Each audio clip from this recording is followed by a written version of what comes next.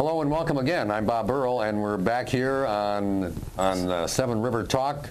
And I'm Bob Burrell, the host for Seven River Talk, which appears every Monday night at 5:30 on Channel 23 and the Charter Network, Central Tel Network, and over in the Sparta area on 51.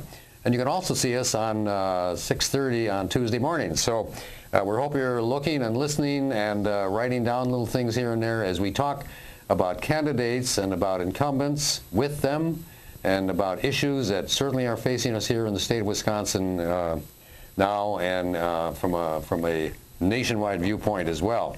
And Dave Ross, who has been a very successful mayor for 7 years. That's right. In Superior, you're running for lieutenant governor, as we know. And I have to ask you the motivation for leaving the mayor's office and taking on the role of lieutenant governor, which is much bigger, but it's a little bit more amorphous in terms that you don't have the control as lieutenant governor, I don't think, that you have as mayor.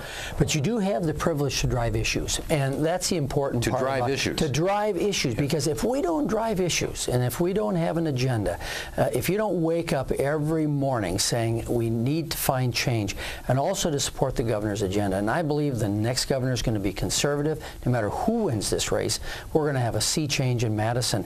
And the first job is to support that agenda, to make sure that we drive home the issues we're all campaigning on: smaller government, privatized services, reduce debt, and make sure that that happens. And then there's other issues that come up around the state. Just as the mayor of the city of Superior, I have to wake up every morning and not only do what I'm required to do by law, but I also take on special projects to make sure we bring change to our community. Boy, that's just a wonderful philosophy, and it's a wonderful faith, Dave. Mm-hmm. And it takes a lot of faith, I think, to be in a position you're in, to try to be as honest and as loyal and as forthright as you can be in a political position, because it's not all a bed of roses. Well, it isn't, but also what drives us isn't just our politics. You know, I've gone all over the state and I said I'm staunchly pro-life and I'm pro-family, not because I'm a Republican, not because it's political. I'm pro-life and I'm pro-family because of my faith. Those are unchangeable, anchored, bedrock principles that I live by. And you know, that didn't just come out of the ether one day, did it? Well, also I wasn't remanufactured. We talked earlier, like the King's Kid. Yeah. We talked earlier about Bob, about how there's a lot of repackaging going on right now. Right. As candidates, excuse me, as electeds, we're going along our way, and then all of a sudden we look at running for office, and all of a sudden we start taking on conservative views that we didn't really hold prior to this new election round. And I've had those views. They haven't changed, and they're not going to change as I campaign in the future for the lieutenant governor's office. I've had a privilege of being all over the state, talking from people from north to south, east to west, and it's been just a privilege for over almost a year and a half to spread this message of fiscal conservatism around the state. And that's a lot of strength. When you run on truth and principle, and you have a strong faith, I think you have an awesome force behind you. So you take this into the lieutenant governor's office, yeah. And now you need to work with the governor, but you also need to work with the Senate and the House there. That's right. What do you think, as a lieutenant governor, you can do to make a mark upon the improvement? Bring your values and your philosophies to the state of Wisconsin? Well, I work with that legislative process all the time. On a regular basis, I have 10 city councilors in which we need to drive an agenda, put budgets through, create policy, take ordinances and put them together. This whole process takes negotiation, it takes cooperation, sometimes it takes a little bit of compromise, but not on core principles. And I believe that I have that ability to work with people, to create teamwork, to create the kind of goals and directions that more than just one person needs to go. Well, I think you do too, because again, your background and your work experiences are steeped really in selling. That's right. And you have to believe in your product to sell, as you know, and you have to know it inside out. And you have, in 7 years as mayor now, you've learned a lot, I know, about the very activities you've talked about. If you had your druthers as lieutenant governor, what would you really like to do as a lieutenant governor? I mean, you're very good working with people.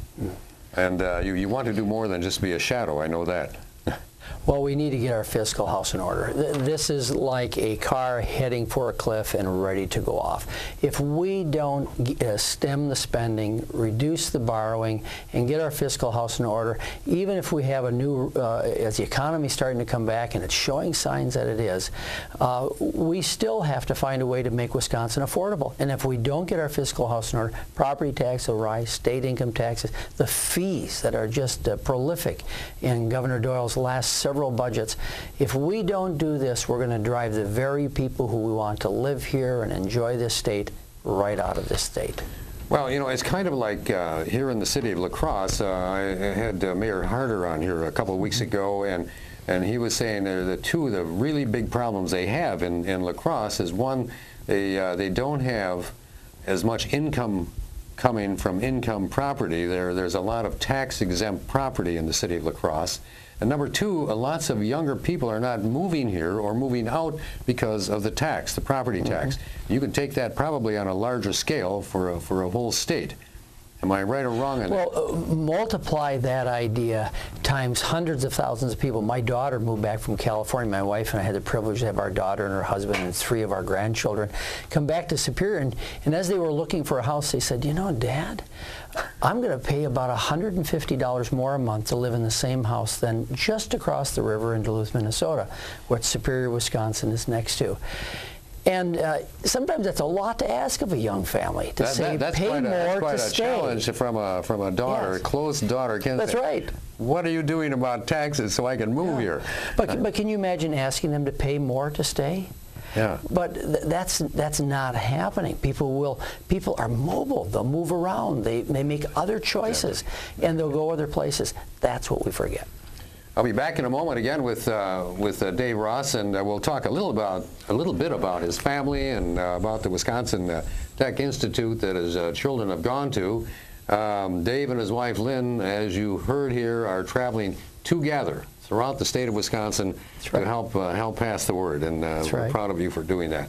I'm Bob Burrell. Be back here in a few moments.